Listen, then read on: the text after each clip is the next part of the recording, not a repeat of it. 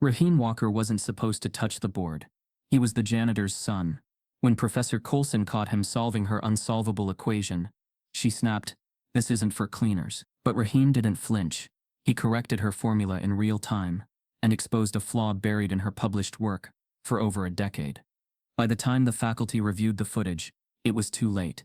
The whole world had already seen it, and what they discovered next, no one was ready for. Before we deep dive into this interesting story, subscribe to our channel and tell us where are you watching from.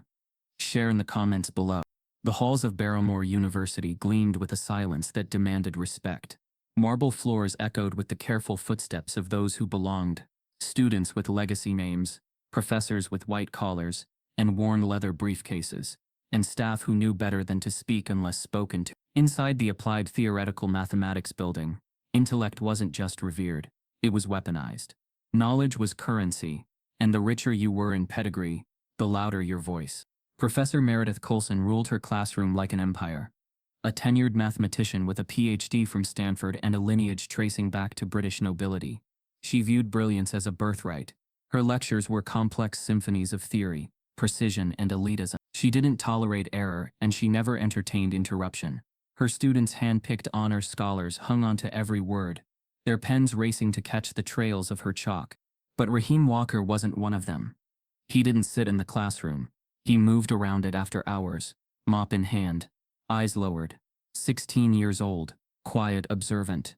He was Gloria Walker's boy, the janitor who cleaned the math wing 5 nights a week. Gloria raised him alone, working double shifts while encouraging her son to read everything he could get his hands on. He did. And he understood it all. Raheem had spent hundreds of nights sweeping floors while scribbling equations on the back of discarded syllabi. He'd linger by chalkboards, decoding problems left unfinished, whispering solutions under his breath as though the walls themselves were listening. He was invisible, but only until that Tuesday. Professor Coulson had left a problem on the board at the end of her lecture, a complex multivariable derivative proof tied to theoretical physics. Her students had stumbled over it for days. Even the brightest, like Jacob Rutledge and Savannah Kingsley, had failed to crack it. The equation stood like a monolith of academic arrogance, daring anyone without the proper credentials to even attempt it. That evening, the lecture hall was quiet, except for the faint hum of overhead lights and the swish of Raheem's mop against the polished floor. He moved with practiced rhythm, his eyes drifting now and then to the whiteboard, where the unsolved equations still lingered like a ghost of authority. He stared at it longer than usual. The problem wasn't unsolvable, not to him. He tilted his head slightly, mentally retracing the logic Coulson had used in the last lecture. She had skipped a key transformation, a tensor identity. Simple, really. Obvious, if you weren't so blinded by your own prestige. Raheem set the mop aside, hesitated, and stepped closer to the board. He could almost hear his mother's voice in his mind. "Be careful, baby. You don't belong to their world, even if your mind does." But the numbers called to him louder than her warning. He reached for the marker, then paused again. No one would care. No one would see. Just a harmless moment of curiosity. The marker squeaked faintly as he began to write. Methodical, intentional. He worked through the symbols in real time, his mind racing with clarity. He wasn't mimicking anyone's method. He was forging his own. Within 5 minutes, he had written a full, clean solution across the whiteboard. It wasn't just correct. It was elegant. He stood back and exhaled slowly, a small smile playing on his lips. "Wait, did you just do that?" The voice jolted him. He spun around to see a girl standing in the doorway, backpack slung over one shoulder, eyebrows raised in disbelief. Becca Dillon, pre-med top 5 in her year, and someone who had definitely tried and failed to solve that same problem earlier that week. I was just looking," Raheem stammered. "I didn't mean..." She stepped forward, eyes locked on the board. Her expression shifted from confusion to awe. "No, wait. This looks right." Raheem took a step back, instinctively reaching for the mop. Becca looked at him, her voice softening. "You did this?" He nodded. "I think so." She blinked. "This is Coulson's proof." She said it was unsolvable without her hint. "We've been working on this for days." "I just saw something off," he replied carefully. Her derivative chain had a variable mismatch. Once I spotted that, the rest kind of made sense. Becca stared at him, then back at the board. Then her face changed, caution replaced with discomfort. Aren't you the janitor's kid? He flinched, not at her tone but at the truth in it. He gave a small nod. The sound of heels clicking against tile interrupted them both. Exactly, came a cold, measured voice. Which is why he has no business touching my board. Professor Coulson had entered unnoticed. Her arms crossed, eyes narrowed with disdain. Becca stiffened. I was just… Miss Dillon, you may retrieve your belongings and leave, Coulson said, barely glancing at her. Her eyes remained fixed on Raheem, her words sharp. And you, cleaners are not permitted to use classroom materials. This isn't for cleaners. The words stung like acid on skin. Raheem's face flushed and he instinctively lowered his eyes, but only for a moment. Then something in him shifted. He turned slowly, lifted his chin, and looked directly at the whiteboard. There was a logic trap, he said quietly, his voice steady. Your solution path leads to a divergent limit. I used tensor simplification to bypass it. The room fell completely silent. Coulson blinked once. Her mouth parted, but no words came. Becca looked from Raheem to the board again, eyes wide. Raheem added, the final answer checks out. You can verify it. It wasn't arrogance in his tone. It was clarity. Certainty. He wasn't showing off. He was just… For a long, tense beat, no one moved. The air itself felt thick, charged. Coulson's expression didn't break, but something flickered behind her eyes, fear, anger, both. Her mouth opened as if to deliver another scathing line. But for the first time in her career, Professor Meredith Coulson had no words. And for the first time in his life, Raheem Walker wasn't invisible. What Raheem said next left the room stunned, and the professor speechless. Professor Meredith Coulson's silence didn't last long. Her authority had been questioned, publicly, and by someone whose very presence in her classroom she considered an intrusion. Her jaw tightened. She turned from the board slowly, eyes sharp as razors, and with a calmness more dangerous than rage, said, take your things and go. Immediately. Raheem didn't argue. He didn't try to explain. He didn't say that he wasn't using her classroom like a student, only solving a problem, thinking, expressing. He simply nodded, picked up his mop and walked out, the marker still uncapped in his other hand. Behind him, the walls whispered what the people wouldn't say aloud. You don't belong here. The next morning, the air on campus was thicker. The tension hadn't yet spread, but among those who had witnessed the moment, Becca Dillon and a few others who saw the tail end of Raheem's silent rebellion, it lingered. It wasn't just about solving a problem. It was about who was allowed to be seen solving it. Professor Coulson addressed her class as if nothing had happened. She wiped the board clean, erasing every trace of Raheem's answer. She didn't acknowledge the correction. She didn't speak his name. Instead, she said with unnerving calm, let's return to the problem. Clearly, there's still much for you to learn. Becca lowered her eyes. Jacob smirked, oblivious. And somewhere in the back row, a student named Natalie Stevens, who had stayed silent during yesterday's encounter, opened her phone and scrolled to the video she had secretly recorded. It wasn't long, just under a minute, but it had everything. Raheem standing by the board, the precise movement of his hand as he outlined the solution, and Coulson's chilling line, this isn't for cleaners. Natalie watched it again, her thumb hovering over the screen. She wasn't sure why she had filmed it. Maybe curiosity. Maybe instinct. But now, staring at the footage, she felt something burning in her chest. Shame, guilt, and an impulse she hadn't expected. Meanwhile, Raheem returned to campus that evening, as he always did. Nothing had changed in his schedule. Mop in hand, eyes down, heart heavy. Gloria had noticed he'd barely touched his dinner. She asked if something had happened, but he shook his head. She'd seen that expression before, the one black boys wore when they knew they'd spoken out of turn in a world that demanded their silence. Raheem walked past the same doors he'd once stopped to admire. But tonight he didn't glance at the whiteboards. He didn't linger in the glow of academia. He cleaned quietly, quickly, like a ghost returning to his boundaries. Except someone had left a note taped to the board. You were right. No name. Just 4 words, neatly written in black ink. Raheem stared at it, fingers trembling. He took it down before anyone else could see it, and folded it into his pocket. The following morning, whispers began to spread. Did you hear about Coulson's class? There's a video. Someone said a janitor's kid solved her hardest equation. The video hadn't been posted publicly yet, but Natalie had shown it to a few friends in the women's dorm. Word traveled fast, carried in hushed tones and wide eyes. That same day, Becca confronted Coulson after class. "Professor, are you going to address what happened yesterday?" Coulson didn't look up from her papers. "There is nothing to address. But the equation, he solved it. And you didn't even." Coulson raised her hand, her voice dropping into ice. "Miss Dillon, I will not validate unauthorized behavior in my classroom.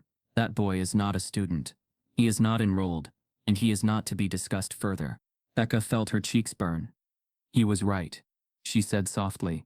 Coulson's lips curled. "Do you know what's dangerous, Miss Dillon? Not ignorance, but the illusion of genius in places it does not belong." The line hit like a slap. Becca left the room without another word. That night, Raheem found Natalie waiting near the lecture hall. She was nervous, fidgeting with her phone. "I wanted to talk to you," she said quickly. Raheem looked startled. "Do I know you?" "No. But I saw what happened. I recorded it. I wasn't sure at first." But she paused. "You deserve to be seen." Raheem stared at her, cautious. "Why?" "Because they'll erase it," she said. "They already are." He didn't answer. He just stared at the floor, the same posture he wore every time someone reminded him of what he wasn't allowed to be. "I haven't posted it yet," Natalie added. "But I want to. Unless you don't want me to." Raheem said nothing for a long time. Then softly he asked, "If you do, will they believe it?" Natalie blinked. "They'll see it." That night she uploaded the clip anonymously to a student Reddit thread titled, "Barrymore's Best Kept Secret." The video spread like fire in dry brush. By morning, it had thousands of these and Raheem's name wasn't even mentioned yet. But students started asking. Whispers turned to chatter. In the library, the dining hall, even in the admissions office. Who was the boy who solved Coulson's unsolvable problem? By noon, faculty had begun to circulate the video among themselves. Some with curiosity, others with fear. One professor from the engineering department paused it halfway through and muttered, "Is that Gloria's kid?" The pressure on Coulson mounted. She denied it outright. "It's been doctored," she insisted in an emergency staff meeting. "This is a targeted smear, and I won't entertain gossip as fact." But the footage spoke louder than her dismissal. Students began calling him the ghost genius. Some uploaded their own proof attempts just to compare them with the clip.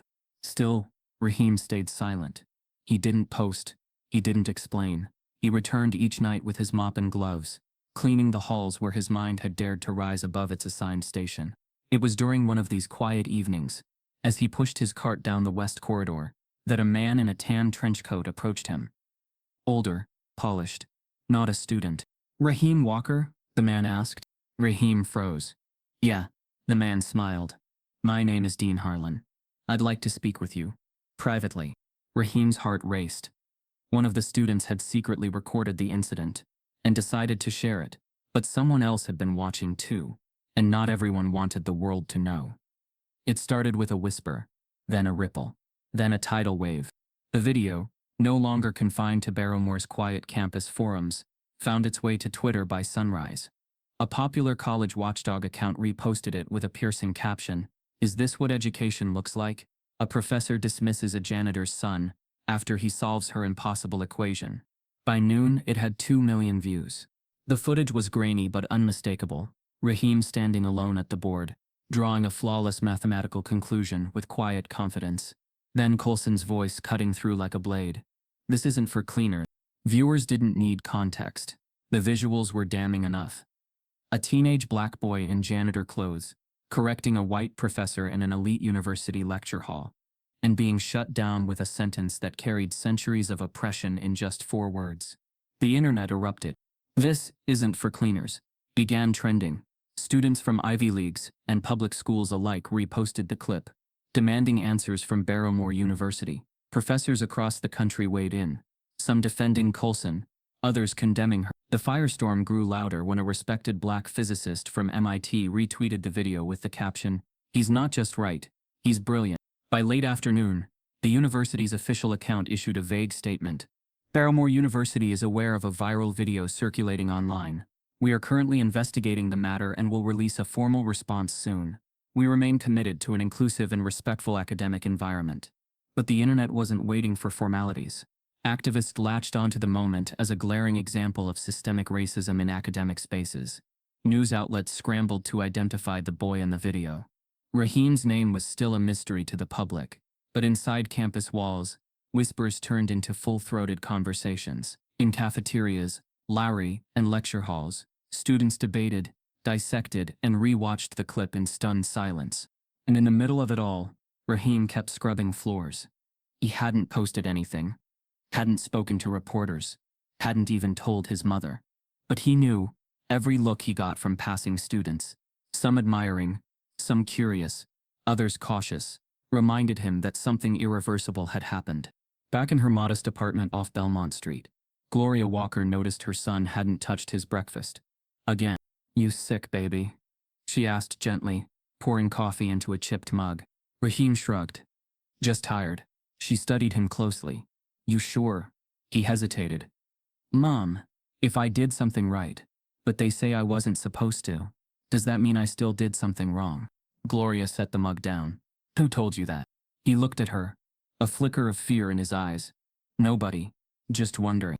She didn't push, but deep inside, something stirred. Across campus, the administration was in panic mode. Dean Martin Harlan paced his office, phone glued to his ear, eyes scanning emails that seemed to multiply by the minute. Angry parents, furious alumni, media inquiries, and a student body on the verge of revolt. "We can't fire Coulson," said one trustee on the line. "She's a tenured scholar, with 40 years of—" "This isn't about tenure anymore," Harlan snapped. "It's about the video. We've got donors threatening to pull funding. Then release a statement saying it's fake. We can't. It's real. We've confirmed it with students." He ended the call, exhausted. Then his assistant knocked softly. "There's someone here to see you," she said. "She works in custodial, Gloria Walker. She says you called her." Harlan frowned. "I didn't." But when Gloria entered, something in her posture made him stand.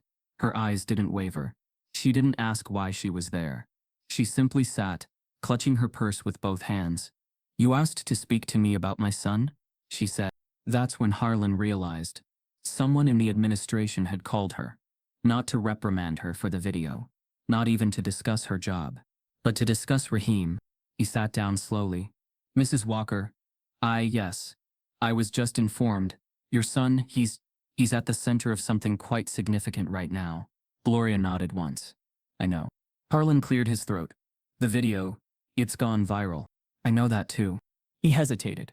"The thing is, the media wants to know who he is. We've had inquiries from CNN, NBC, even the New York Times. I'm sure you have."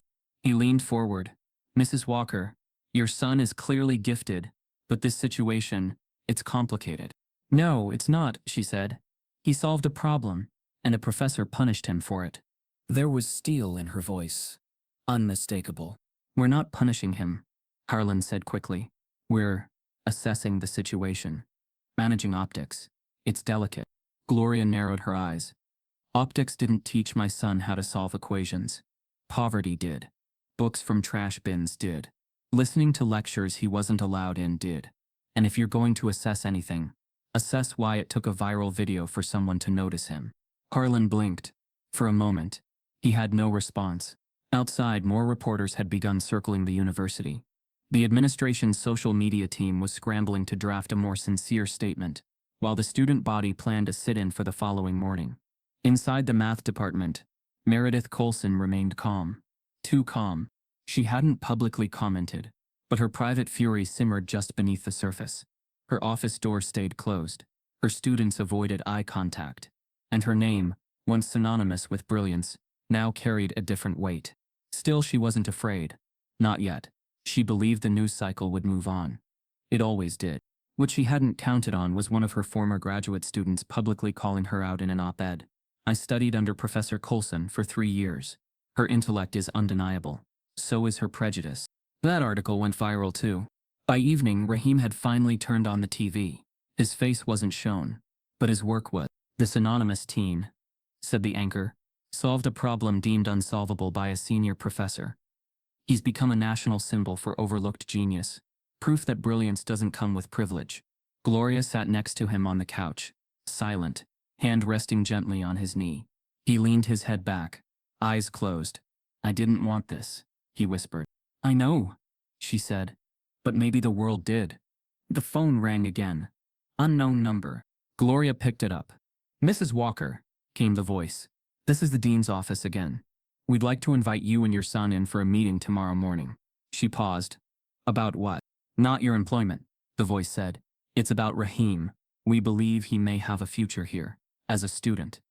Raheem's mother was called into the dean's office, not for her job, but for her son. Gloria Walker had been cleaning Barrymore University for nearly 2 decades, yet not once had anyone asked her what she thought of the place. She was background essential but invisible, her presence more often acknowledged by the beeping of her floor buffer than by words from professors or students. To them, she was the woman with the cleaning cart, always there but never really seen.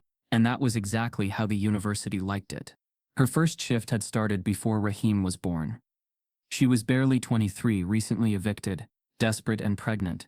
Barrymore had been her saving grace, offering her a custodial job with night hours, just enough to survive without ever stepping in the way of its shining scholars. Gloria knew how to be invisible. She became a master of it. But inside she was always watching, always learning, and always building something more for the little boy she was raising alone. From the time Raheem was 5, Gloria brought him with her on certain shifts, especially those that ended late at night when she couldn't find childcare. She'd set him up in empty lecture halls with snacks and a blanket, and he'd lie there staring at the ceiling while chalk dust still clung to the air. Eventually, he began to read the scribbles on the boards. He asked questions, and when Gloria couldn't answer, she didn't lie. She started picking up discarded textbook students left behind, science, math, engineering, and slid them into her cart with the toilet paper and bleach. "Don't let anyone tell you you're not supposed to know things," she used to whisper while dusting around his feet. "You ask. You learn. That's your job, baby." He listened. Now Gloria sat in a stiff leather chair, outside the dean's office, her hands folded neatly in her lap. Raheem was beside her, shoulders drawn in, staring at the floor. The hallway buzzed faintly with fluorescent lights. Everything smelled like polished wood and old money. A white assistant with pearl earrings finally opened the door. "Dean Harlan will see you now." Inside, the walls were lined with framed degrees and photos of donors. Harlan stood when they entered, his expression polite, rehearsed. "Mrs. Walker. Raheem. Thank you for coming." Gloria nodded slowly. "You called us." He gestured to the seats. "Please." They sat. Raheem's hands were clenched in his lap. Gloria noticed. "We're aware of the media attention your son's video has brought to the university," Harlan began carefully. "And while it's certainly unexpected, it's also impressive." "Unexpected?" Gloria repeated, her voice cool. Harlan blinked. "Just meaning unconventional. That someone so young, so untrained, could grasp material at this level. Or maybe you mean because he's the janitor's son?" Gloria asked. Her voice didn't rise. It didn't need to. There was a beat of silence. Harlan's mouth pressed into a line. "We're considering ways the university can respond constructively," he said, pivoting.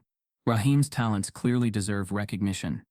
But the process must be thorough, equitable." Gloria nodded slowly. "Meaning you want to test him? Prove he's not a fluke?" Raheem glanced sideways at her. Harlan hesitated. "Yes, we'd like to invite Raheem to take an academic assessment, privately. Not as an entrance exam per se, but more as an academic validation." Gloria's eyes narrowed. "Who writes the test?" "Our mathematics department. The same faculty who oversee all student evaluations." Her lips pressed together. "Including Professor Coulson?" Another pause. Harlan looked down briefly. "She would be among those reviewing his performance." "Yes." "Then no." Harlan blinked. "Excuse me?" Gloria turned to her son. "Baby, wait outside for a minute." Raheem opened his mouth, but didn't argue. He stood, gave her a small nod, and left the room quietly. When the door closed, Gloria leaned forward. "I've cleaned this school for 17 years. I've seen how you all operate. You tolerate diversity so long as it doesn't challenge your authority. You pat brown boys on the head when they play basketball. But when one solves a math problem your tenured professor couldn't, suddenly he needs to be validated." "Mrs. Walker, it's not like that." "It's exactly like that," she said. "Because if Raheem had failed that problem, you would have laughed. But because he succeeded, you need to control the story." Harlan's expression flattened. "We're offering him an opportunity." "No. You're offering him a test you already hope he'll fail." He leaned back. "Are you refusing the assessment?" "I'm asking who it's really for." Silence stretched between them. Eventually, Gloria stood. If Raheem wants to take your test, he will. But not because you told him he has to prove himself. Because he chooses to. That's the difference between your world and mine. You think power is granted. We know it's earned. She walked out, leaving the dean blinking in the wake of her words. In the hallway, she took Raheem's hand. They want to test you, she said. What do you want? Raheem looked at her, and for the first time since the video, he didn't look scared. I want them to know I'm not going away. The next day, Raheem was led to a quiet, windowless room in the honors wing. A security guard stood outside. Cameras were installed inside. The test packet was thick, far beyond what any normal entrance exam would require. Raheem sat alone. No calculator, no laptop, just a pencil, and the pressure of an entire institution hoping he'd crack under it. Professor Coulson sat in the surveillance room behind one-way glass. Her arms were crossed, her lips tight. Beside her, 2 other faculty members reviewed copies of the test he was about to take. Coulson had helped write every question. Every question was a trap. The problems looked fair on the surface. Standard derivatives, integrals, vector proofs, but the layers beneath them were deceptive. One equation was written in outdated notation from a century-old textbook. Another had variables missing, expecting the test taker to fill in gaps from contextual logic. Coulson had insisted it was advanced evaluation. In truth, it was sabotage wrapped in academic language. Raheem opened the packet. He didn't flinch. He read the first problem, then the second. Slowly, carefully, he wrote his responses, not rushing, not second-guessing. He'd seen similar tricks in discarded textbooks from Barrymore's own recycling bins. Each question they designed to trip him, he dismantled with quiet focus. An hour passed. Then 2. Outside the room, Coulson shifted uncomfortably. He's not pausing, one professor murmured. He's just working through it like it's a practice sheet. Coulson's fingers twitched against her elbow. By the end of the 3-hour exam, Raheem stood, stretched slightly, and placed the completed test back on the desk. He looked directly at the one-way mirror. He couldn't see her, but somehow, she knew he was looking straight at her. Then he walked out. The test would take days to evaluate, but Coulson already knew what the results would say. Raheem was offered a test, but the conditions were nothing short of a trap, and one of the answers exposed a flaw Coulson never saw coming. The courtroom emptied slowly, like a wound closing over time. People left in stunned silence, shuffling past Raheem and Gloria as if witnessing something sacred. A few offered quiet nods. Some students clapped as they walked by. Hesitant at first, then stronger. It wasn't celebration, it was respect. Raheem sat still in his chair, frozen in the moment. He could still hear Judge Adkins's voice ringing in his ears. A remarkable mind neglected by a system built to exclude. He turned toward his mother. Gloria wasn't crying, not in the usual sense. Her eyes shimmered, but her expression remained firm. She had cried long before the verdict, in laundromats, on buses, in bathrooms with broken sinks and cleaning gloves still on her hands. Today she simply exhaled. Outside, the courthouse steps were flooded with people. Protesters held signs reading, "Let genius speak. This isn't just for cleaners, and Coulson's gate is cracked." Reporters jostled for space, flashbulbs popping in the winter light. When Gloria and Raheem stepped outside, the roar was immediate. Cameras turned, questions were shouted, microphones thrust forward. But Gloria didn't speak right away. She reached for Raheem's hand, squeezed it, and stepped to the podium set up outside the courthouse entrance. "I know this isn't just about us," she said, her voice strong but smooth. "I know it's about what we believe black boys like my son can and can't do. And I know it's easier to ignore potential when it doesn't come wrapped in a scholarship or legacy name." The crowd quieted, drawn in. "My son didn't cheat. He didn't steal. He learned. And when he showed his mind, someone tried to silence him. Today the court gave us back our voice. But there are still thousands of Raheems in classrooms and hallways who are told they don't belong. I hope this reminds all of us that genius doesn't ask permission to exist." She stepped down as the applause broke like thunder. Raheem gave no speech. He simply nodded and placed his hand on his mother's shoulder. Inside the university, chaos reigned. Emails between Professor Coulson and senior department heads had now leaked, and they painted an ugly picture. Plans to control the narrative, discredit anonymously, and review his work under scrutiny for signs of academic mimicry. all written in Coulson's own language, forwarded, time-stamped and now screenshotted across the internet. Barrymore's official Twitter account shut down its replies by noon. Within 24 hours, Coulson was placed on academic probation, pending investigation. Her scheduled lecture tour in London was cancelled. Tenure review meetings were suspended. Alumni flooded the university with statements demanding accountability. Still, the university tried damage control. A formal press release came late that afternoon. Barrymore University acknowledges the court's ruling and expresses deep regret that Mr. Raheem Walker was not given the respect and recognition he deserved.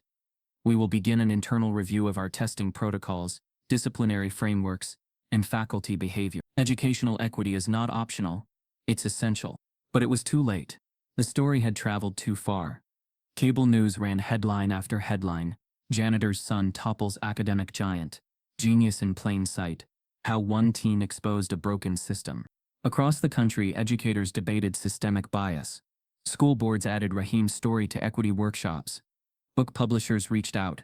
Even Oprah's team emailed Malloy's office with interest in an interview. And through all of it, Raheem stayed silent. He didn't want the fame. He didn't want the spectacle. He just wanted to think, to breathe, to work a problem without feeling like someone would erase him if he got it right. But the world wouldn't let him disappear again. That night, after the verdict, Raheem sat on the worn couch in their small apartment. Gloria made him grilled cheese, his comfort food from childhood. He ate in silence, the TV muted, headlines scrolling across the bottom of the screen. Gloria watched him. "You okay, baby?" He nodded. "Just tired." "You're allowed to be. I didn't want it to be like this." "I know. But sometimes, the world hears you only when you shout without meaning to." Raheem looked down at his plate. "Do you think Coulson ever believed I was smart? Even for a second?" Gloria paused, then said gently, "I don't think she wanted to believe it. Because if she did, she'd have to question everything she thought she knew about who deserves to be here." There was a long pause. Then the phone rang. Gloria reached for it, ready to ignore another reporter, but the caller ID made her freeze. She handed the phone to Raheem, eyes wide. He answered, cautious. "Hello? Is this Raheem Walker?" A calm male voice asked. "Yes. This is Dr. Elijah Merriweather. I'm the Dean of Admissions at Yale University." Raheem blinked. "Okay. We saw your work. Not just the journal article, but your explanation in court. Our entire faculty reviewed the transcript. What you did, it was extraordinary." Raheem didn't speak. He was frozen, heart thudding. "We'd like to fly you and your mother out next week for a formal visit," Dr. Merriweather continued. "We're offering a full academic scholarship, housing, resources, whatever you need. We think you belong at Yale." Still, Raheem said nothing. "Raheem," the voice asked gently now, "are you still there?" Gloria leaned forward, her eyes locked on him. He finally swallowed and whispered, "I'm here." Dr. Merriweather's voice softened. "Good. Because the world needs more minds like yours, not tucked away, not silenced but leading. And we don't want to miss another one." As the call ended, Raheem stared at the blank phone screen. A full scholarship. Ivy League. Housing. Recognition. He looked at his mom. "I don't know what to say." She smiled. "You already said everything they needed when you picked up that marker." A call came that night from an Ivy League institution. But Raheem's next move would shock them all. Because he didn't say yes. The email arrived at exactly 7. The subject line read, "Formal admission offer, Harvard University." Raheem stared at it on the screen of his mother's old laptop, blinking against the morning light bleeding through the window. The small apartment was silent, except for the ticking clock in the kitchen. A full scholarship, full housing, a personal welcome from the university president. Attached was a glowing letter that spoke of exceptional ability, moral courage, and the future of academic leadership. There were no more walls, no more tests, just open gates. Gloria leaned over his shoulder, reading quietly. "They're offering everything," she said. Raheem didn't respond. Harvard. The name itself came wrapped in gold. For generations, people like him were taught that if the gates opened, you ran through them. No questions, no doubts. Because you'd made it. But why now? Would this offer have come if there was no video? If there was no courtroom drama, no viral math solution, no global outrage? Or was this an attempt at damage control to own the narrative before it slipped further out of their hands? By mid-afternoon, the news broke. Harvard offers full scholarship to janitor's son, who shook academia. Cable news anchors debated whether he should accept it. Social media exploded with praise and pressure. He became a symbol. Again, this is what brilliance looks like. Representation in motion. From the mop to the Ivy League. But not all the comments were kind. Token. They're just using him to fix their image. He'll still be cleaning up after them by the time he graduates. Raheem read it all. He tried not to. But the words always found a way in. That evening he and Gloria sat on their balcony, eating dinner out of mismatched plates. The sunset was soft, but his thoughts were not. What if I'm not meant to go there? He asked suddenly. Gloria looked over. Why not? Because it feels like, now they want me because they have to, not because they see me. She thought about that. Maybe that's true, she said. Maybe they didn't see you before. But now, baby, you're everywhere. They can't not see you. Raheem was quiet for a while. I don't want to be a symbol, he said. I want to be useful. Gloria smiled softly. You already are. But his mind wasn't finished. What if I could build something that doesn't need their name? A place where kids like me don't need to go viral to be seen. She raised an eyebrow. You trying to turn down Harvard now? He didn't smile. I'm thinking about it. She set her fork down. Raheem, let me say something real clear. He looked at her. You don't owe Harvard, or Yale, or Barrymore. You don't owe the press. You don't owe the professors who ignored you.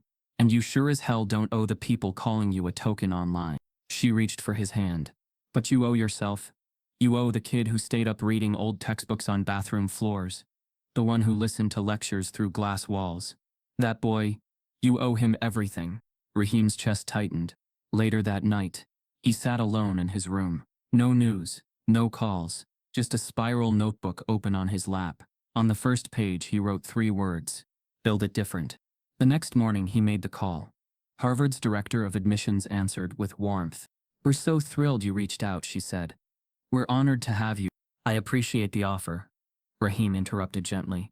But I won't be accepting. A pause. I'm sorry. I'm choosing a different path, he said. Something bigger. He thanked her. He hung up. Then he logged into Instagram. His post was only 3 sentences. I won't be attending Harvard. I'm building a free STEM program for kids like me, starting in my neighborhood. We don't need to wait for elite schools to open doors. We'll build new ones. It went viral in 6 hours. People didn't know how to respond. Some praised him, some mocked him, but almost everyone watched. Gloria stood by the window, watching her son on a Zoom call with a local community center, pitching his plan. She didn't interrupt. He had made his choice. Not to walk through their gates, but to build new ones. Raheem declined the offer and launched something bigger instead. But what he didn't know was that someone powerful had been watching, and they were ready to fund his vision with one massive condition. The building was nothing special, a vacant rec center tucked between a crumbling laundromat and a boarded-up liquor store on the south side of Richmond. The paint peeled in long strips from its brick facade, and the inside smelled like mildew and stale air. But to Raheem Walker, it looked like a beginning. He stood in the center of the dusty gymnasium, arms crossed, eyes scanning the empty space that would soon become something the world had told him didn't exist. A sanctuary for brilliance that didn't wear blazers, speak with polished diction, or come from prep academies. He called it the Academy of the Forgotten. The name was deliberate. It wasn't poetic, it was real. It spoke to every child who had been overlooked, dismissed, tracked into underfunded classrooms, or told in subtle and not so subtle ways that intelligence didn't live in their zip code. Within days of his Harvard rejection post, donations began to pour in.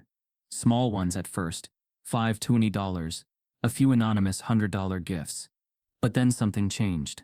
A local journalist wrote a feature on him. Teen genius declines Ivy League, builds school in his own backyard. The article made it to the National Wire. That's when things exploded. Raheem received an email from a retired black engineer in Chicago who wanted to fund laptops for the first cohort. A former Barrymore student sent a check for $10,000 with a note that read, "You freed me too."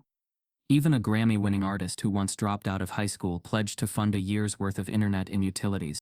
Within 3 months, the rec center was transformed. Second-hand desks, clean whiteboards, a modest server room, bright murals painted by local kids, laptops lined up against a charging wall, math posters, science kits. Inspirational quotes, but only ones chosen by the students. The first session had 22 students, ages 10 to 17. Every single one of them, from families earning under the poverty line. Some had already been suspended multiple times in their public schools. Others had been labeled unteachable. Raheem didn't believe in those labels. He believed in pattern recognition, in second chances, in removing fear from the classroom.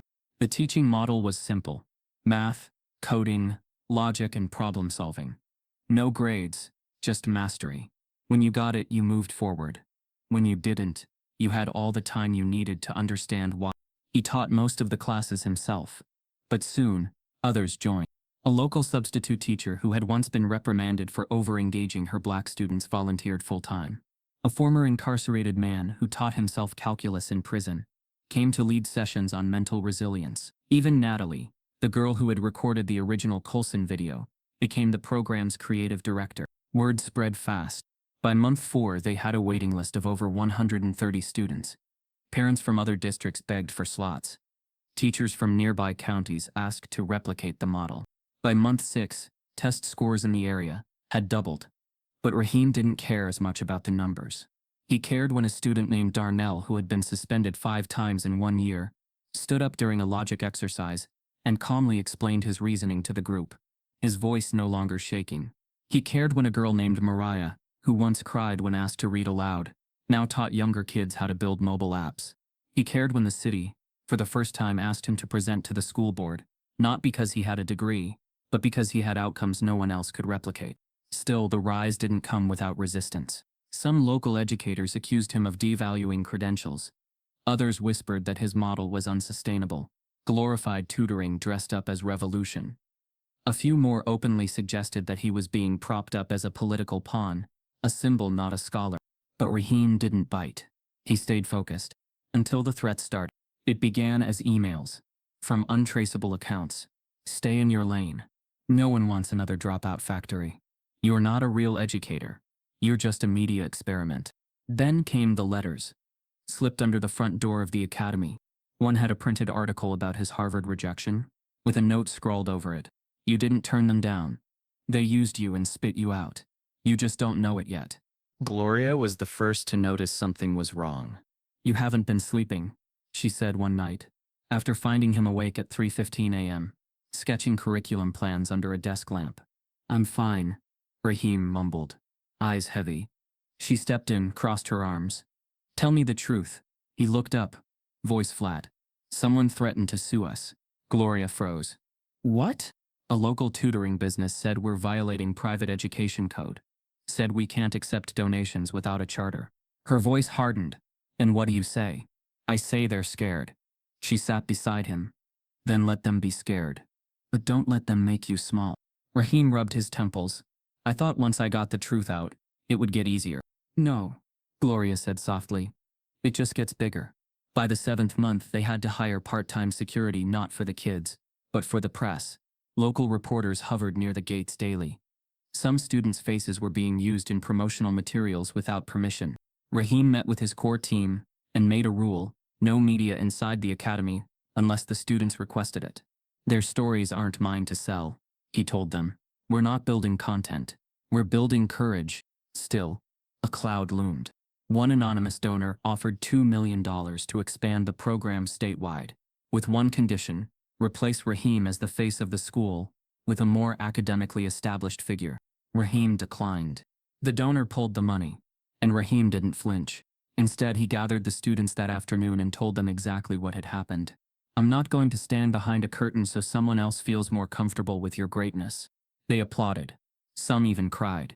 That night, as he locked the academy gates, he found another letter taped to the fence, handwritten. No envelope. Your kind don't build empires. You clean them. Raheem folded the note and threw it in the trash. But he didn't tell Gloria. Some battles, he thought, weren't worth sharing twice. Yet, not everyone supported his rise. Threats began pouring in, and one of them came from someone he never expected. Someone who once called him a friend. The mail always came late. It wasn't unusual. The post office servicing Raheem's side of Richmond had been underfunded for years. A skeleton staff operating out of a building with more cracked windows than working ones. But lately, The delay in delivery had begun to feel more like a reprieve than an inconvenience. Because lately the envelopes were heavier. Not with paper, but with malice. The first hate letter was typed. Precise. Cold. We see through you. You're not a genius. You're a PR stunt. Go back to cleaning toilets. Raheem had read it once, folded it neatly, and slid it into a folder marked Keep Everything. Gloria hadn't known about that one. The second came a week later, with no return address, and a single sentence scrawled across cheap-lined paper. Your mama scrubbed our floors, you think you're above her.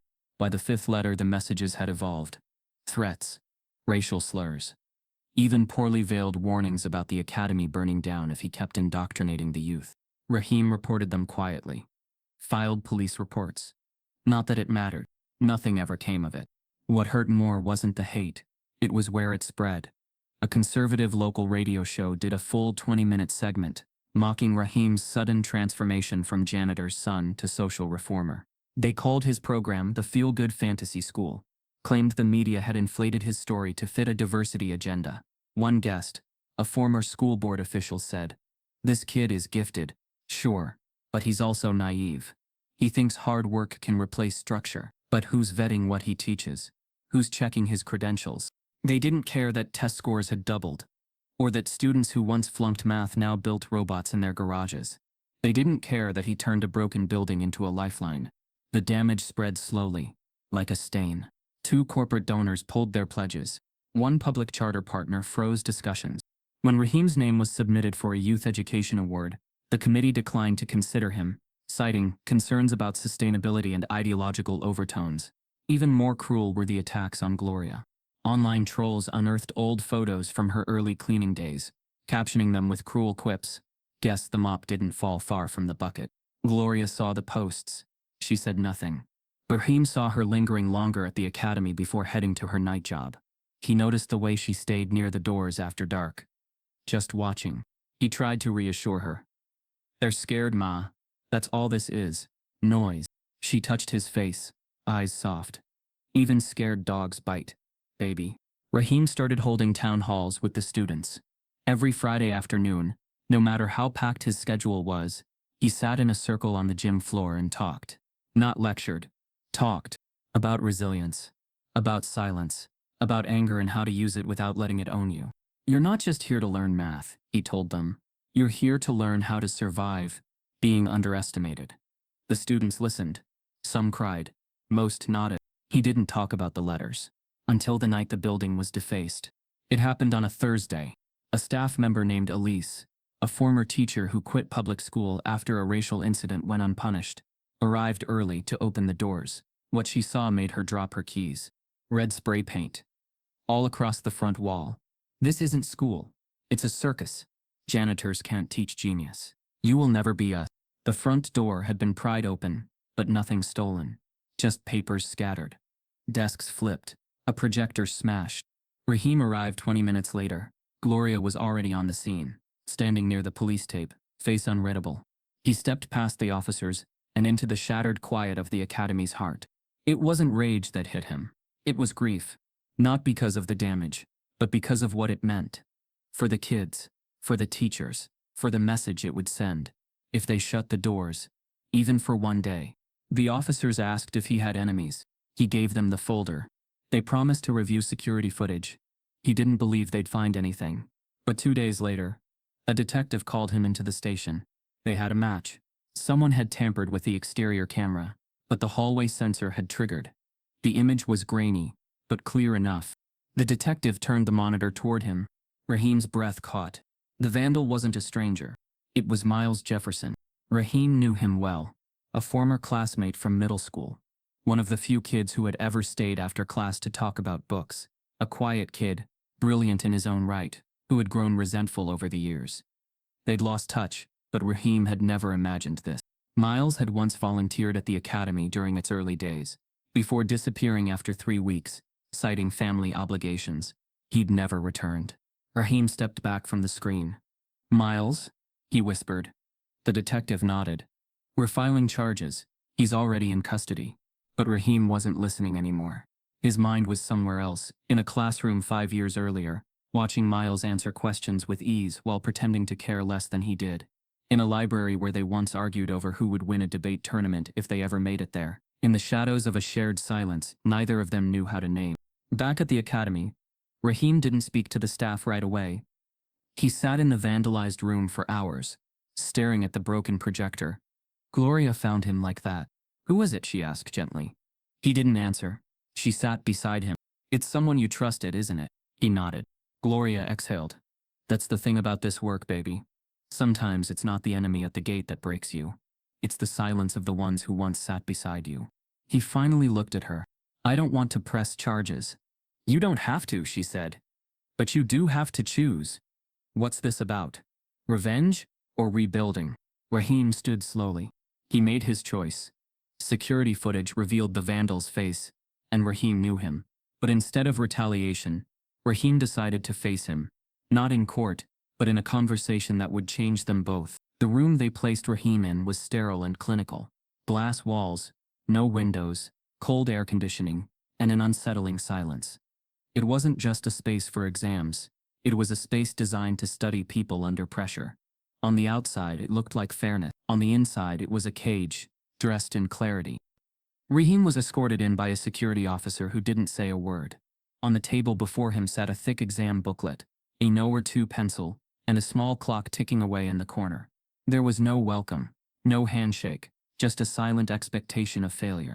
Behind a one-way mirror, Professor Meredith Coulson stood beside Dean Harlan and two faculty members from Barrymore's math department. Her expression was unreadable, but her eyes didn't leave the boy's face. She'd spent years crafting exams meant to challenge the most gifted students in the country. But this one was different. This one had a motive. The test was a minefield. Every section was laced with obscure references, misleading phrasing, and notational systems from foreign math dialects. Some problems were intentionally unsolvable, without recognizing hidden assumptions. The time constraints were brutal, calculated to cause panic, not precision. "This is excessive," one professor whispered, flipping through the extra copies. Coulson didn't flinch. "If he's as brilliant as they say, he'll manage." But she wasn't testing brilliance. She was testing whether a black boy with a janitor for a mother could be cracked under institutional weight. Raheem sat down without hesitation. He opened the booklet and scanned the first page. A long breath escaped his nose. It wasn't shock. It wasn't fear. It was recognition. They wanted him to drown. But they hadn't understood what it meant to be forced to survive your entire life in shallow air. He began to write. Coulson watched as his pencil moved smoothly. No scribbles. No hesitation. He skipped question 3 deliberately and returned to it later after finishing the rest of the section. Every now and then, he tapped the pencil lightly against the desk, thinking, retracing his logic in silence. Harlan leaned closer to the glass. "He's not panicking." "No," Coulson muttered, arms crossed. "But he will." He didn't. 60 minutes in, Raheem had moved through 2/3 of the test. He didn't breeze through it. He dissected it. He rewrote equations in alternate forms. He clarified questions by adding precision. They deliberately left vague. At one point, he even corrected a problem that contained an internal contradiction. A contradiction Coulson had inserted to trap him. He boxed a small note next to it. "This question contradicts itself if interpreted literally. Assuming the intention is," and then offered not one, but 2 potential valid solutions, depending on how the problem was meant to be read. Harlan stared at the screen, stunned. "He's teaching the test back to us." Coulson said nothing. Her silence had become her shield. Raheem reached the final section with 12 minutes remaining. It was the hardest part, an abstract question blending topology and complex logic phrased so vaguely that most doctoral students would choke. Raheem read it once, then again, then leaned back and stared at the ceiling for 10 seconds. He didn't move for 8 of them. Then calmly, he picked up his pencil and wrote a solution no one in that room expected. He didn't just solve the problem, he redefined its scope. He didn't just complete the exam, he rewrote its rules. When he finally stood up and closed the booklet, the room remained silent. He walked out with the same quiet focus he entered with. He never looked at the mirror, but Coulson swore he knew she was there. After he left, Coulson ripped open his test booklet and flipped through the pages. Each answer was organized, annotated, and clear, but it was what he wrote in the margins that made her pause. Small notes, corrections, suggestions. Raheem had turned her weapon into a blueprint. He had deconstructed her impossible exam and left behind instructions on how it should have been written fairly. It wasn't just brilliance, it was rebellion, wrapped in refinement. Dean Harlan sat down slowly. "We'll have to validate his work." Coulson didn't answer. The faculty gathered to review his answers over the next 2 days.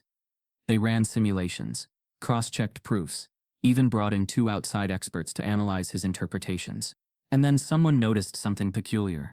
Every question Raheem answered followed a silent rhythm, a method of notation and solution order that revealed a hidden pattern. At first it looked like a coincidence, but after combing through page after page, it became undeniable.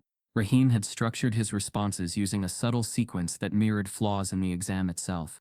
A faculty member called it solution subtext. He was using the structure of his answers to critique the structure of the test without ever stating it outright. By the end of their review, Coulson had to sit across from a group of stunned faculty who were now asking very different questions. How did he see this? Who taught him this notation style? Why is this more elegant than our own published models? And then came the question Coulson feared most. Did you design this exam to trap him? Because if you read his solutions closely, it was clear Raheem had known the trap was coming before he even sat down. He hadn't just solved her test. He had exposed it. When the results were analyzed, a hidden pattern was discovered, one that exposed more than they wanted. And Raheem had left behind something they couldn't explain, a code woven into his answers that would force Barrymore to confront itself. By the 3rd day after Raheem's exam, the atmosphere in the mathematics department had shifted from tense curiosity to sheer panic. No one said it out loud, but everyone knew they had underestimated him. Not only had Raheem aced an exam built to break him, he had exposed something much deeper, something academic and existential. At the center of the storm stood Professor Meredith Coulson, her facade of icy control cracking under the pressure. When the results were delivered, verified by 2 outside mathematicians, cross-checked for plagiarism, and validated against current academic models, it wasn't just Raheem's score that shook them. It was what he had corrected.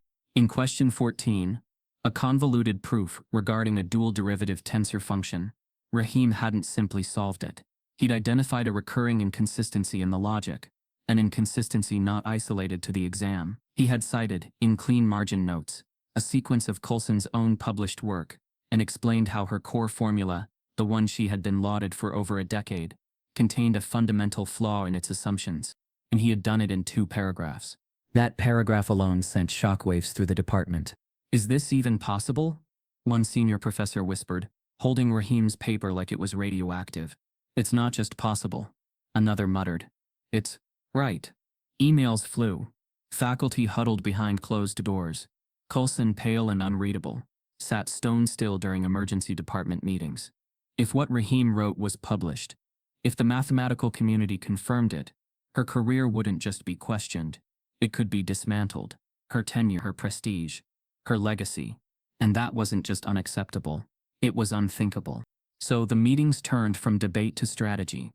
They needed to contain this, reframe it. They couldn't allow the media, already circling like vultures, to get their hands on Raheem's findings. And they certainly couldn't allow him to publish them. The first step? Discredit him. A memo was quietly drafted, suggesting that perhaps Raheem had access to confidential university materials. Another floated the idea that the test had been leaked to him in advance. They crafted a narrative, a brilliant but unstable outsider who had somehow manipulated his way into academic spaces he didn't belong in. Not because of racism. Of course, they were too evolved for that. No. Their story would hinge on integrity and protocol. And for a brief moment, it seemed their plan might work. Except one person in the room wasn't playing along. Dr. Lucas Bennett, a junior professor in applied mathematics, had sat at the edge of the meeting table, silent through most of the discussion. He had always admired Coulson. Her lectures had inspired his own doctoral research. But watching her now, watching them all, he saw something darker, not just fear, but the machinery of erasure. The exact system that protected reputation at the expense of truth. He couldn't unsee it. Lucas had reviewed Raheem's test the night before. In secret, he'd read the entire thing twice, then a 3rd time in silence. He had traced every correction Raheem made, every alternate solution, every subtle nod to flawed academic tradition, and with each page, he realized something painful. Raheem wasn't lucky. Raheem was better. And Lucas had seen enough gifted minds to know when he was looking at something rare. That night, alone in his cramped faculty office, Lucas made a decision that would end his quiet career at Barrymore and possibly ignite something bigger than he could control. He scanned the corrected problem set. He attached a short abstract. Then, using an encrypted VPN and a pseudonym, he submitted Raheem's annotated proof to the American Journal of Theoretical Science, a respected peer-reviewed national journal. He didn't include Raheem's name. He didn't include his own. Just the work. The next morning, it was accepted for review, faster than Lucas had ever seen in his academic life. While the department scrambled to push their discrediting narrative forward, something they didn't anticipate was already in motion. Meanwhile, Gloria noticed changes in how people looked at her during her shifts. Colleagues who once smiled now offered tight nods. Students avoided eye contact. Even the front desk began double-checking her entry log. She wasn't sure why, until she found an anonymous flyer posted in the student lounge. Barrymore doesn't want Raheem to win. Ask why. Her breath caught. The words were scrawled over a blurred image of her son. She folded the flyer, slipped it in her bag, and kept working. But her mind raced. Raheem, on the other hand, had felt it too. The shift in energy. Some students approached him, curious and admiring. But others, especially those raised in privilege, started giving him longer looks. Some cold, some skeptical. One whispered loud enough in the hall, "Let's see if he's still a genius when it's not on YouTube." But Raheem wasn't playing for their approval anymore. That evening, Lucas called him on an unlisted number. "I need to meet you," he said. They sat in the back booth of a bookstore cafe, Lucas's hands trembling as he slid a printout of the journal submission across the table. Raheem stared at the page, reading the title at the top, "On the Reframing of Derivative Tensors, a Critique and Correction." His heart skipped. "These are my notes," he whispered. Lucas nodded. "I submitted them. Anonymously. I know I should have asked, but I needed to move fast. They accepted it for fast-track peer review. Your work is going to be read by the top mathematical minds in the country." Raheem sat back, stunned. "Why did you help me?" Lucas looked away. "Because I was you. Not the janitor's son, but the outsider. The one everyone tried to box into quiet obedience. And because I couldn't live with myself watching them try to erase you."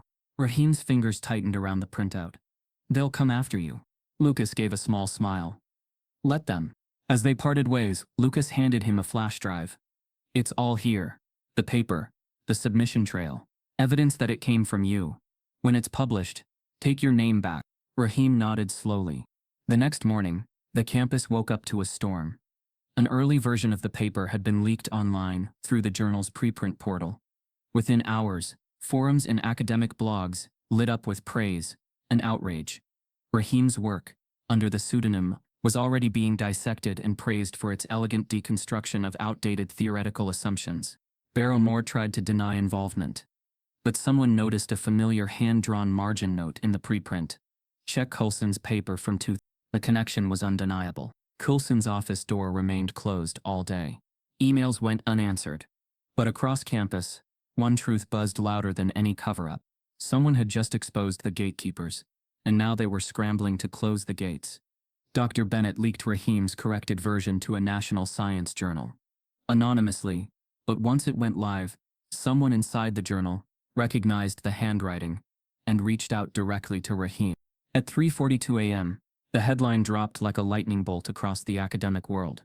"Unknown teen solves flawed university equation.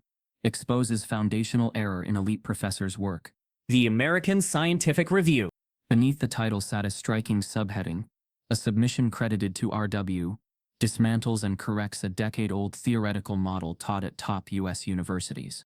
By sunrise, every STEM journal editor, university faculty lounge, and science podcast host was talking about the paper.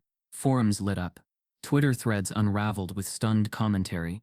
The math wasn't just right, it was revolutionary. Clear, bold, elegant. It didn't merely patch a hole, it rewired the walls.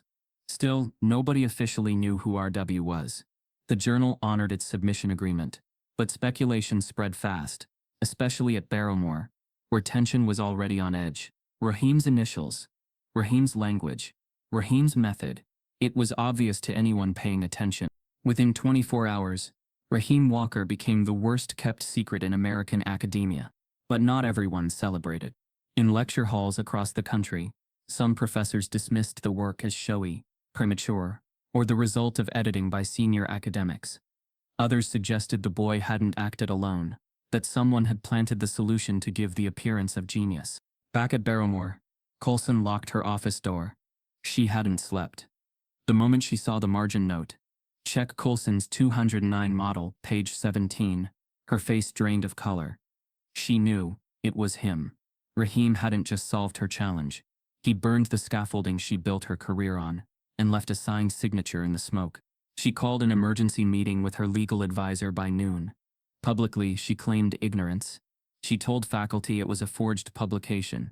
She even stood before a camera and said, with a straight face, the so-called exam never officially existed.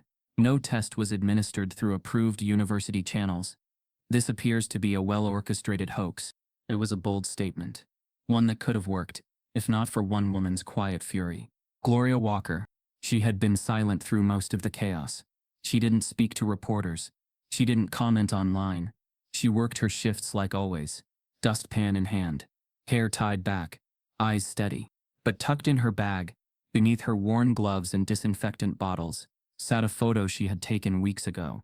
A photo of Raheem's completed test, time-stamped, sealed in a folder, with Professor Coulson's initials scribbled in the corner. She hadn't meant to take it for evidence. At the time, it was just pride. A mother's quiet souvenir of a son she knew the world wasn't ready to believe in. But now, it was firepower. That afternoon, while protesters gathered outside Barromore's administration building, holding signs that read, "Raheem was right," and "Merit has no uniform," Gloria stood calmly in front of a CBS News van and handed the reporter the photo. Her voice didn't shake. "I want the world to know," she said. "My son was tested. My son passed. And my son was targeted for it." The image spread faster than the journal article. It showed Raheem's signature, the official Barrowmore header, Coulson's marking ink. It was indisputable. And suddenly, Coulson's fabrication defense collapsed. But the professor didn't back down. Instead, she retaliated. The next morning, Gloria opened her mailbox to find a thick envelope with her name typed across the front in bold black letters. It wasn't a letter of apology. It was a lawsuit. Meredith Coulson had filed a civil complaint accusing both Raheem and Gloria of defamation, academic fraud, and intentional disruption of professional reputation. The suit alleged Gloria had illegally accessed university materials and Raheem had received unauthorized assistance to complete the test. The news hit the campus like an earthquake. Barrowmore professor sues janitor's family. After Genius' son's viral solution, Gloria stood on the porch holding the document, her knuckles white, her jaw clenched. Raheem came outside quietly, eyes scanning the pages. "They want to bury us," she whispered. Raheem's face didn't change, but his voice, low and steady, cut through the air. "Then let's show them we're not dirt." They had no lawyer, no media consultant, but they had the truth. And they had allies they hadn't expected. Within hours, Black legal organizations began offering pro bono support. A group of former students launched a fundraiser. By nightfall, civil rights attorney Tyrese Malloy, known for his takedowns of Ivy League discrimination cases, announced publicly that he would be taking their case. On live television, he said, "This isn't just about Raheem Walker. This is about every institution that rewards silence over brilliance when it comes in the wrong package. They tried to erase him. We're going to engrave him in history." Back in Coulson's office, she watched the segment unfold, her fingers tapping against her desk. She still believed she could win. That reputation would prevail. That the world would tire of the noise and return to its hierarchy. But what she didn't know, what she couldn't know, was that another leak was about to hit the press. One that would make her lawsuit look like a desperate smokescreen. Because someone had gotten their hands on Coulson's internal emails. And they didn't paint her as a misunderstood genius. They painted her as a gatekeeper, caught committing academic sabotage. Suddenly, Coulson filed a lawsuit against Gloria and her son. But while she was preparing her case, someone else was preparing a scandal, with receipts. The makeshift courtroom inside Barromore's administrative building was never designed for moments like this. It had hosted academic hearings, tenure reviews, and policy grievances, but never a spectacle that blurred the line between genius, justice, and generational trauma. Gloria Walker walked in first, dressed in a neatly pressed blouse and black slacks, hands steady despite the tremble in her chest.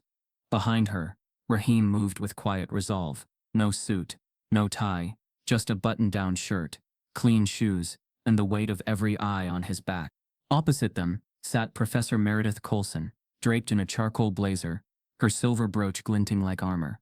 She looked unshaken, composed. But her eyes betrayed something different, not fear but desperation disguised as poise. At the front stood Judge Penelope Adkins, a firm no-nonsense adjudicator, with years of university hearings under her belt. She glanced at the two sides, then down at the paperwork. Let's proceed. Coulson's lawyer rose first, a tall, polished man with a Harvard accent and a portfolio thicker than a law textbook. Your Honor, he began, what we have here is a clear-cut case of academic fraud. A minor with no enrollment credentials accessed restricted materials, completed a confidential exam without authorization, and is now publicly claiming to have corrected research that has stood peer review for over a decade. This is defamation, theft of intellectual property, and reputational sabotage. He turned toward Raheem and Gloria, his tone flattening. We sympathize with Mrs. Walker's background. We understand the narrative appeal, but truth is not a popularity contest, and academia is not a charity. Gloria's jaw tensed. Then Tyrese Malloy stood, shorter, broader, and quieter than Coulson's counsel, but every inch of him carried presence. He spoke slowly. What we have here is a young man, a black young man, who walked into a room designed to break him, and not only passed, but corrected the very system that doubted him. We're not dealing with fiction. We have documented exam submissions, verified by external experts. We have margin notes with timestamps. We have a mother who took a photo, not to undermine academia, but to hold on to a rare moment of pride. He looked toward Coulson. And we have a professor who saw her power threatened and chose the oldest defense in the book. Destroy the source. The room fell into a heavy silence. Judge Adkins nodded. We'll hear from both parties directly. Coulson went first. On the stand she was measured, precise. She spoke about years of work, citations, algorithms, and formulas. She described Raheem's submission as suspiciously sophisticated, suggesting outside help. He was never a registered student, she said. He was never meant to take that exam. The room was reserved for faculty evaluations. Malloy cross-examined quickly. Is it true you designed the exam yourself? Yes. And that you helped oversee its conditions? Yes. Then are you responsible for the security of the materials? Coulson hesitated. Ultimately, yes. Did Raheem have a cheat sheet? No. Did you watch him complete the test via live feed? Yes. Did he have access to any devices? No. Then if he cheated, how? Coulson's mouth opened slightly. No answer came. Or, Malloy pressed. Did he just outperform your expectations? The silence that followed echoed louder than the questions. Then came Raheem.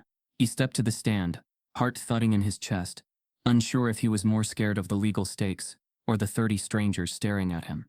But then he saw his mother in the front row, saw Tyrese's nod, and he spoke. I read Professor Coulson's problem, and I saw something wrong. Not just with the math, with the way the question was written. It assumed one method was the only way. But that's not true. He explained his solution in simple terms. He used analogies. He paused to make sure the room was following. He didn't flaunt his intelligence. He translated it. By the time he finished, half the audience was nodding. A few gasped softly when he detailed the margin note that revealed the flaw in Coulson's 2009 journal article. It wasn't about proving her wrong, Raheem said. It was about doing what the question asked, solving it. And just like that, he sat down. Coulson's lawyer tried to poke holes. Suggested Raheem had access to old faculty files. Asked where he learned such advanced techniques. From books? Raheem said. From YouTube. From watching lectures while mopping floors. The courtroom shifted. A few faculty members looked away. Then, Malloy called Gloria. She didn't say much. I never went to college, she said. I never held a chalk in front of a class. But I've held my son's hand through every door that tried to stay shut. And I kept that photo, not because I thought I'd need it in court, but because I knew, one day, someone would try to erase what he did. She pulled the photo from her bag and handed it to the judge. This is proof. Not just of the test, of my son. The image passed from hand to hand. Finally, Judge Adkins leaned forward. I have reviewed the test. I have reviewed the journals. And I have reviewed the timelines of these allegations. Her voice was even. It is my ruling that Raheem Walker did not commit fraud. He did not cheat. He did not defame. He exposed an academic flaw with integrity and skill. Furthermore, I find the lawsuit filed by Professor Coulson to be retaliatory, and I am dismissing it in full. Gasps. Audible shock. And one more thing, the judge added. Barrymore University is hereby ordered to issue a public statement recognizing Mr. Walker's achievement and apologizing to both him and his mother. Gloria exhaled for the first time in days. Raheem sat still, stunned. But it wasn't over. Not yet. As the court emptied, a man in a blue suit approached Malloy with a folded newspaper. On the front page was Coulson's face. Under the headline, Leaked Emails Reveal Plan to Discredit Teen Genius. Raheem turned toward it slowly. The judge made a ruling, and it changed everything. But the biggest blow to Coulson's legacy hadn't even landed yet. Raheem didn't sleep the night after he saw the footage. Every time he closed his eyes, he saw Miles, not the face from the grainy video, but the version from back when they were 13, hunched over the same borrowed geometry book in the public library, arguing over which triangle theorem was more elegant. They weren't friends in the way some boys were. No shared video games, no sleepovers. But they had recognized something in each other. Something unspoken. A kind of mental hunger. A quiet defiance. The kind that made teachers nervous and guidance counselors forget your name. When the academy first opened, Raheem had been thrilled to see Miles again. He remembered offering him a spot. No hesitation. Come teach. You're one of the smartest people I know. Miles had smiled, but it never reached his eyes. He quit 3 weeks later, with a vague excuse about family and time. Raheem hadn't pressed, and now he knew why. The next morning, Raheem called the police station. He asked for a visitation. They allowed it, reluctantly. When Raheem walked into the small gray room with plexiglass walls and scratchy chairs, Miles was already seated, eyes on the floor. His hands were cuffed. He didn't look up until Raheem sat down across from him. There was no barrier between them. You came to watch me fall? Miles asked, voice flat. Raheem leaned forward. I came to ask why. Miles scoffed, looking away. You know why. No, Raheem said softly. I really don't. Miles clenched his jaw. You got out. You were supposed to be like me. Just a story they forgot about. But then suddenly you're everywhere. You got your face on TV, donors throwing money at you like you invented struggle. I had ideas too, Raheem. I had plans. But no one listened. No one handed me a spotlight. Raheem didn't blink. So you tore it down. You made me feel small, Miles snapped. And I know you didn't mean to. But that's worse. You didn't even notice me falling. The room held that silence like a wound. Raheem took a breath. You were never small. You were silent. That's not the same thing. Miles looked away again. You're not pressing charges? No. Why? Because I'd rather give you something better. Miles frowned. Like what? Raheem leaned in. A second chance. Miles laughed bitterly. That's not how the world works. It can be, Raheem said, if we build it that way. The next week, Raheem did something that rippled through the academy like an earthquake. He brought Miles back. Not as a student. Not as an assistant. As a teacher. He had Miles stand in front of a group of 15-year-olds and explain the basics of Python. The same language he once used to build apps in middle school before life got in the way. His voice shook. His hands trembled. But the kids listened. And slowly, he grew into the space. People were furious. Staff threatened to walk out. Donors emailed in protest. Community leaders whispered that Raheem was too young. Too reckless. Gloria pulled him aside. Are you sure? She asked gently. You're betting the school on someone who broke it. Raheem nodded. Because that's what this place is for. Not just for the perfect. For the fallen. Gloria said nothing. But in her eyes was a storm of pride and fear. Miles didn't apologize to the students. He didn't cry. But one afternoon, after class, he walked into Raheem's office and placed a folded note on the desk. I won't mess this up, he said quietly. Raheem didn't open it until later. It was 4 words. Thanks for seeing me. Months passed. The academy flourished. With Miles back on staff, quietly, humbly, new courses launched. Web design, ethical hacking, digital storytelling. Students who once refused to speak in class were now teaching their peers. Suspensions in nearby schools dropped. City education officials started requesting Raheem's curriculum model. But not everyone had forgotten. One morning, Raheem received an envelope in the mail. No return address.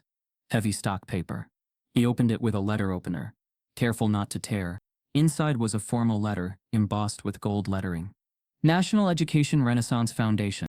They were known for their prestigious, rarely given honor, the Revolutionaries in Learning Award, reserved for those who redefine education through defiant brilliance and transformative compassion.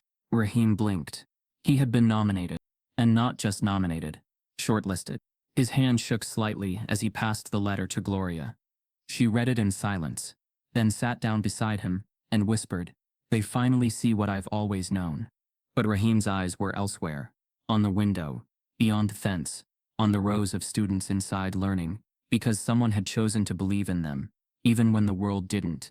A national award committee reached out with an unexpected nomination, but Raheem wasn't sure he wanted it, because accepting it meant returning to the very institutions that once erased him. The auditorium was a cathedral of prestige, deep maroon curtains, polished oak walls, chandeliers hanging like frozen music notes. Every seat was filled. Scientists, scholars, senators, and strangers in tailored suits leaned forward with breathless expectation. The air was heavy with legacy, and something new that didn't yet have a name. Raheem Walker stood at the edge of the stage. The National Medal of Science. He was the youngest nominee in history. Not just the youngest, but the first to come from a janitor's paycheck and a public housing address. No elite prep school. No polished lineage. Just a black boy from Richmond, who'd once watched his mother scrub lecture hall floors while math equations blurred on whiteboards above him. Now those same equations had brought him here. The host read his citations slowly. For redefining educational access through innovation, and for contributions to mathematical theory born not from ivory towers, but from perseverance, vision, and genius. Applause erupted. Raheem stepped to the podium, but when he reached the microphone, he didn't unfold his speech. He looked down, then up, then at his mother in the front row, Gloria Walker, dressed in a navy blouse, and the same proud eyes she wore the day he solved the impossible exam. Her hands clasped tightly, her heart beating louder than the applause. Raheem began. "I don't have a traditional story." A hush fell over the crowd. "I was never supposed to be here. I wasn't admitted. I wasn't invited. I wasn't groomed for this stage." He looked into the sea of suited faces, unshaken. "My first classroom was a mop bucket and a hallway outside lecture doors. My textbooks came from trash bins. My first desk was the floor of the bathroom my mom cleaned." Some in the audience shifted, unsure if this was part of the program. Raheem didn't care. "I didn't grow up wanting to win awards. I grew up watching my mother win battles. No one clapped for her. Like working double shifts so I could buy used graph paper. Like getting side-eyed in staff bathrooms just for being there."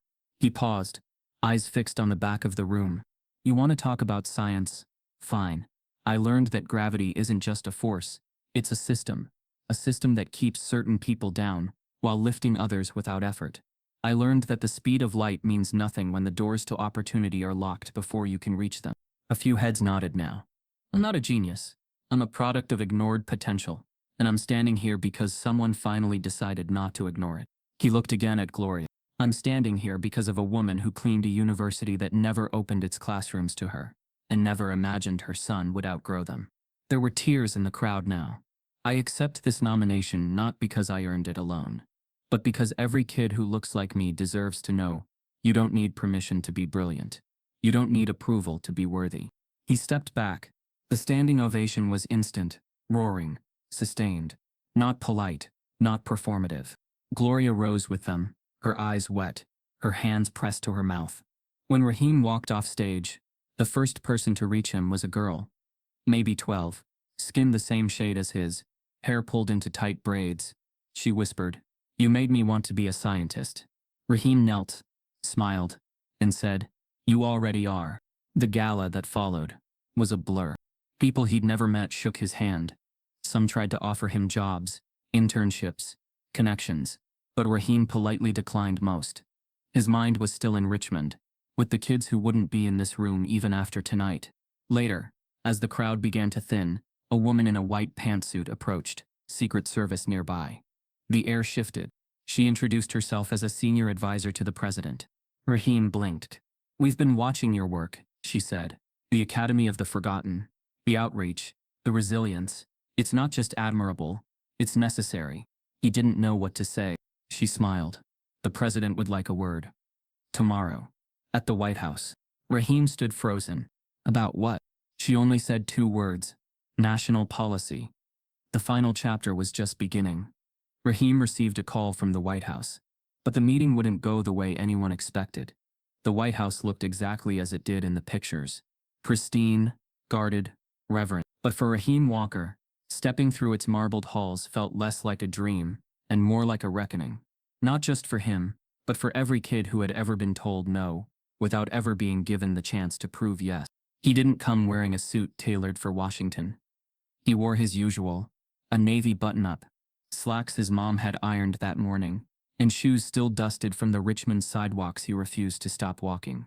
The staff led him past portraits of past presidents, past generations of leadership that never once imagined a teenage janitor's son would one day sit across the resolute desk to talk about education policy. But this wasn't a photo op. When Raheem entered the Oval Office, the president stood to greet him. No flourish, no cameras, just 2 men, separated by age and title, but connected by purpose. "We've been following your story," Raheem, the president said, gesturing toward the chairs by the fireplace. "But more importantly, we've been watching your results." Raheem nodded, nerves coiled but silent. "The Academy of the Forgotten," the president continued, "isn't just a school, it's a blueprint. And if we're serious about equity, real equity, we need to take what you've built and make it national." For the next hour, Raheem laid it out, not in buzzwords or slogans, but in data, in lived experience, in frameworks drawn from kids who'd found confidence not in grades, but in self-worth. He talked about the curriculum, the no-grade system, the mentorship model, the way coding and logic had been used to teach not just math but critical thinking, identity, even trauma healing. The president listened. Advisors took notes. And somewhere between Raheem's story about Darnell, the once suspended teen now teaching Java to younger students, and the update about the Academy's expansion in Georgia, something shifted. Raheem was no longer a guest. He was an advisor. By the time he left the room, the president had signed a preliminary executive order. The Department of Education would fund pilot programs, modeled after the Academy of the Forgotten, in 17 states, starting immediately. But it didn't stop there. Raheem requested something more radical. He didn't just want funding. He wanted systems changed. He proposed grants for educators who came from underserved communities, not just those who studied them. He suggested a national mentorship exchange that connected students across zip codes. And most of all, he asked for policy protection, that schools offering alternative models like his be safeguarded from standardization pressures that crushed innovation. The room was quiet. The president leaned back thoughtful. "You know, you're asking for more than just money. You're asking for a cultural shift." Raheem nodded. "Because that's the only thing that ever really lasts." The president smiled. "Well then, let's make it last." Back in Richmond, the Academy celebrated not with confetti, but with resolve. Students cheered when the news broke. Teachers cried. Community members lined the gates with signs that read, "One of ours changed the nation." But it was Gloria who received the most unexpected honor. Weeks after Raheem's White House visit, she was formally offered a position at the U.S. Department of Education as a senior community advisor for equity and curriculum design. Her hands trembled when she read the offer letter. "Ma," Raheem said gently, watching her eyes blur. "They want you to help build the system, from the inside." She looked at him, half smiling. "I used to mop their floors. Now you're redesigning their blueprint." Gloria accepted, with quiet grace and sharp memory. The journey hadn't begun in a lecture hall. It had begun in a janitor's closet, with discarded textbooks, with knowledge scavenged in silence, with questions whispered behind closed doors, and answers formed in minds that had never been given permission to speak. Meredith Coulson, once untouchable, had resigned from Barrymore under pressure. Her name faded. Her publications were quietly discredited. No press release followed her exit. But that was never the point. The point was this: the narrative had shifted. When newspapers wrote about education reform now, they included Raheem's academy. When policymakers referenced breakthrough models, they cited his curriculum. When young black students were asked to name someone who made them believe they could succeed, Raheem's name came up again and again, not as a hero but as proof. Proof that genius lives in unexpected places, that brilliance is not inherited. It's cultivated, and that some revolutions don't need fists, just a marker, a problem. and someone brave enough to solve it. Months later, standing on a rooftop, overlooking the capital skyline, Raheem found himself alone for the first time in days. The city lights blinked softly beneath the stars. He breathed in the night, sharp, cold, full of noise and promise. Behind him, Gloria approached quietly, wrapped in her Department of Education coat, the lapel pinned with the seal of the United States. She stood beside her son without speaking. They looked out together. After a long pause, Raheem whispered, "This isn't just for cleaners anymore." Gloria smiled, tears slipping silently. "No," she said. "Now it's for everyone they tried to forget." Total word count summary. 20. If you've ever been overlooked, silenced, or told you don't belong, Raheem's story is yours too. Because genius isn't born in privilege. It's born in persistence. Type yes if you believe